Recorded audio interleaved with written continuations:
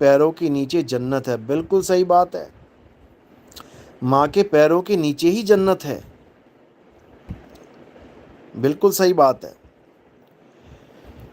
तो जो 8 अंग हैं, अष्टांगी माया जिसको बोला जाता है, अष्टांगी माता बोला जाता है, 5 तत्व और 3 गुण, अगर वो 8 हाथ वाली जो मूर्ति में दिखाई देती हैं, अगर वो तुम्हारी माँ होती तो मेरे भाई तुम्हारे 8 हाथ होते। क्योंकि जैसी माँ ऐसा बेटा, तुम्हारी माँ के 2 हाथ 2 पैर हैं, तो तुम्हारे भी 2 हाथ 2 पैर हैं। अगर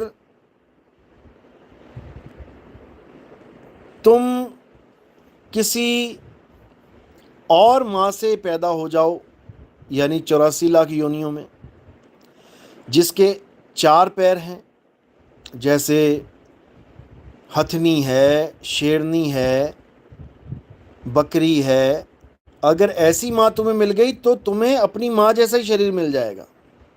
तुम्हारे भी 4 पैर, पूंछ आ जाएगी, बकरी है तो 2 सींग भी आ जाएंगे, बिल्कुल माँ जैसे हो जाओगे, क्योंकि माँ अपने बच्चे को अपने जैसा ही पैदा करती है, बिल्कुल शेप एंड साइज।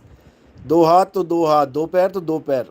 हाँ, उसमें पिता का अंश होता है तो नर और मादा हो सकता है।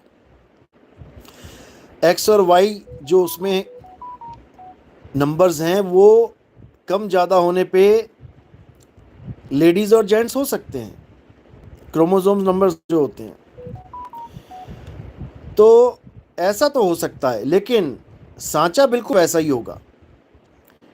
तो अगर तुम्हारी माता 8 हाथ वाली हैं तो तुम 2 हाथ वाले पैदा नहीं होगे, भूल जाओ, समझ लो। एक रामपाल जी महाराज ने ये रायता फैला रखा है कि अष्टांगी माता है, उसके 3 पुत्र हैं, ब्रह्मा विष्णु महेश।